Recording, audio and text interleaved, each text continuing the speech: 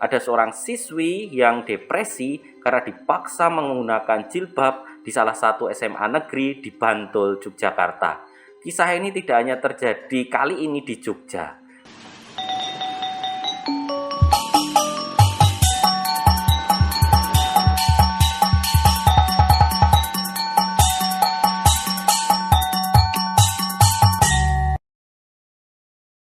Jumpa lagi dengan saya Lek Kotes, curhat lagi ya. Saya tuh bingung sekaligus prihatin ketika membaca berita ada seorang siswi yang depresi karena dipaksa menggunakan jilbab di salah satu SMA negeri di Bantul, Yogyakarta. Kisah ini tidak hanya terjadi kali ini di Jogja. Beberapa waktu yang lalu, ada satu SMP negeri di Turi, Sleman mewajibkan siswi-siswinya yang muslim untuk mengenakan jilbab. Karena diprotes oleh banyak orang, kemudian kata wajib itu diganti menjadi himbauan. Ya beda tipis lah sebenarnya. Kejadian ini tidak hanya terjadi di Jogja.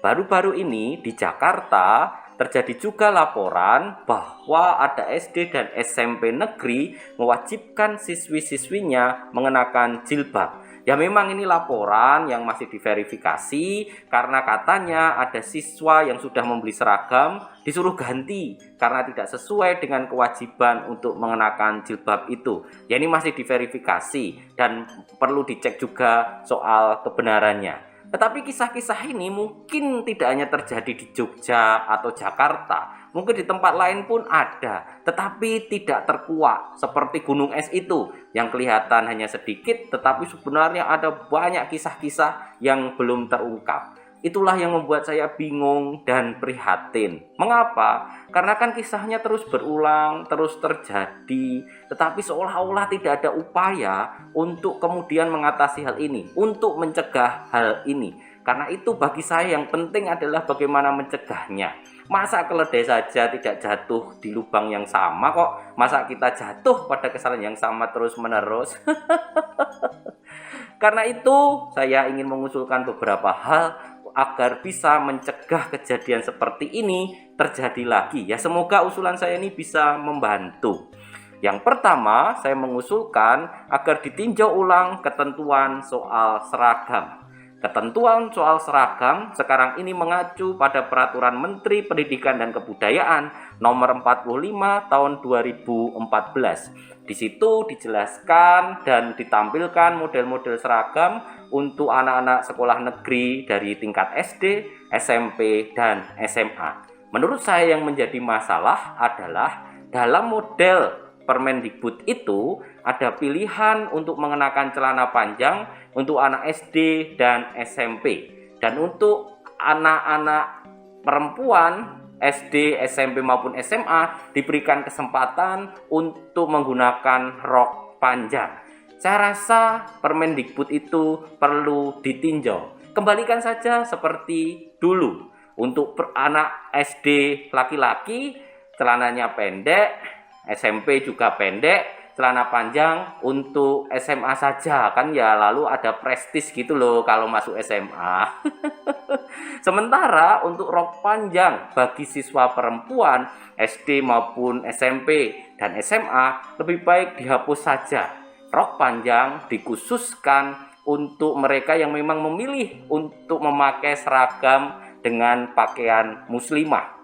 Rok panjang tidak untuk umum, bukan pilihan untuk umum, tetapi khusus untuk mereka yang memang memilih untuk mengenakan jilbab untuk seragam sekolahnya. Ya persis seperti dulu. Kenapa sih takut sekali dengan rok pendek? Apakah rok pendek itu lalu identik dengan pelecehan seksual atau dengan pencabulan? Mau panjang, mau pendek, kalau memang orang pikirannya sudah cabul, ya akan terjadi. Ya lihat saja buktinya, santriwati di pesantren saja bisa dicabuli. Kan bukti bahwa bukan soal pakaiannya, tetapi bagaimana kemudian pikiran orang yang melakukan itu. Dasarnya memang cabul kok, mau seperti apa ya cabul. Itu usulan yang pertama. Usulan yang kedua, mari masyarakat berperan serta untuk kemudian mengawal aturan-aturan yang sudah bagus untuk mencegah kegiatan atau tindakan intoleran di sekolah terutama. Kasus di Sumatera Barat tahun 2021 bisa menjadi contohnya. Pada waktu itu sempat viral, ada seorang siswi yang non-muslim kemudian dipaksa untuk mengenakan jilbab. Kasus ini kemudian viral, kepala sekolahnya sampai meminta maaf dan 3 menteri menanggapinya dengan mengeluarkan surat keputusan bersama. Saat itu Menteri Dalam Negeri, Menteri Pendidikan, dan Menteri Agama mengeluarkan surat keputusan itu yang pada intinya meminta pemerintah daerah dan pihak sekolah tidak melarang dan tidak mewajibkan penggunaan atribut keagamaan dalam seragam sekolah-sekolah negeri. Jelas ya, tidak melarang dan tidak mewajibkan. Sebenarnya bagus sekali peraturan ini karena memberi kebebasan untuk siswa-siswi di sekolah negeri kemudian memilih sesuai kata hatinya, yaitu terutama siswa putri atau siswi-siswi putri mau mengenakan jilbab atau tidak bagi yang muslim. Jelas diberikan kebebasan. Tetapi apa yang terjadi? SKP 3 menteri ini digugat oleh Lembaga Perapatan Adat Alam Minangkabau LPAAM karena dirasa bertentangan dengan aturan di atasnya. Aturan yang mana mereka menyebut SKP 3 menteri ini bertentangan dengan pasal 31 ayat 3 Undang-Undang Dasar 1945 dan Undang-Undang Nomor 20 Tahun 2003 tentang Sistem Pendidikan Nasional. Mengapa bisa bertentangan? Karena bagi LPAAM, apa yang ditulis dalam SKP 3 menteri itu tidak akan bisa mencapai tujuan pendidikan nasional, yaitu meningkatkan akhlak, iman, dan ketakwaan peserta didik, serta mencerdaskan kehidupan bangsa. Sebenarnya saya merasa tidak ada hubungannya antara seragam sekolah dengan iman, akhlak, takwa, dan kecerdasan. Apakah kalau penampilan agamis itu kemudian otomatis imannya kuat? Belum tentu kan? Apakah kalau penampilan agamis kemudian akhlaknya baik? Belum tentu. Sudah banyak bukti penampilan agamis tapi korupsi. Penampilan agamis tapi mencabuli. Ada kan? Dan apakah penampilan agamis kemudian menentukan seseorang itu cerdas atau tidak?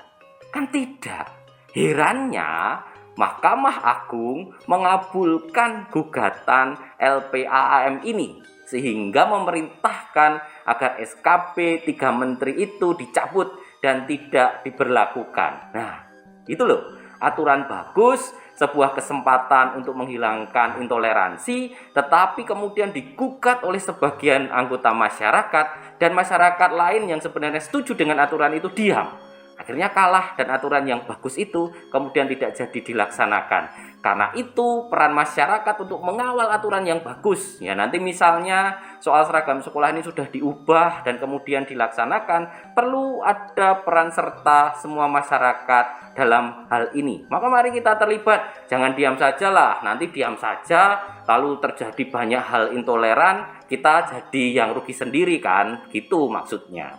Usulan yang ketiga adalah kepala sekolah, guru, dan karyawan sekolah-sekolah negeri harus dipastikan mempunyai sikap yang toleran. Mengapa begitu? Karena sumber masalahnya bisa jadi dari kepala sekolah atau guru yang sudah terpapar paham radikal. Bisa jadi yang memaksa murid tersebut untuk mengenakan atribut agama tertentu adalah kepala sekolah dengan membuat aturan yang mewajibkan dan sebagainya, atau guru yang kemudian memandang mereka yang memakai atribut agama tertentu lebih baik daripada yang tidak. Dan akhirnya kan nanti terjadi pembulian, terjadi perundungan. Orang yang tidak mengenakan jilbab misalnya kemudian dianggap tidak baik, dianggap berbeda. Ini kan sudah melukai mental siswi-siswi yang mungkin belum memilih mengenakan jilbab. Maka kepala sekolah, guru, dan karyawan di sekolah-sekolah negeri harus dipastikan bersikap toleran. Karena efeknya juga jelek loh. Kalau murid dipaksa mengenakan jilbab misalnya, dipaksa ya, mereka asal nurut saja. Cara berimannya kan nurut toh. Yang penting aman, yang penting tidak dimarahi, kan begitu. Ini kan bukan sikap iman yang baik, bukan soal akhlak yang baik juga. Yang penting tidak dimarahi. takwanya kepada Tuhan hanya dinilai dari penampilan saja. Ini kan tidak pas. Bahkan bisa jadi loh mereka memanfaatkan aturan ini pakai jilbab, tapi sebenarnya rambutnya semiran, warna merah, biru, kuning, hijau. Sangat mungkin terjadi.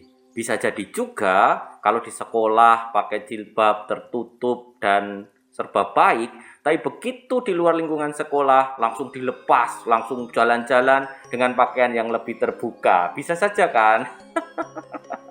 Karena itu, kepala sekolah, guru, dan karyawan sekolah harus dipastikan bersikap toleran, sehingga tidak ada pemaksaan, sehingga tidak menjadi sumber masalah intoleransi di sekolah itu sendiri.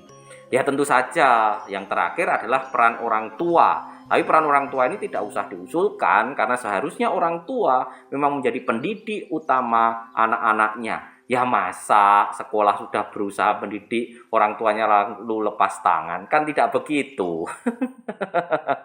Ya wis, itu saja curhatan hari ini. Curhatan orang sederhana, usulan dari saya. Semoga mencerahkan, semoga membawa kebaikan untuk kemajuan Indonesia. Matur nuwun.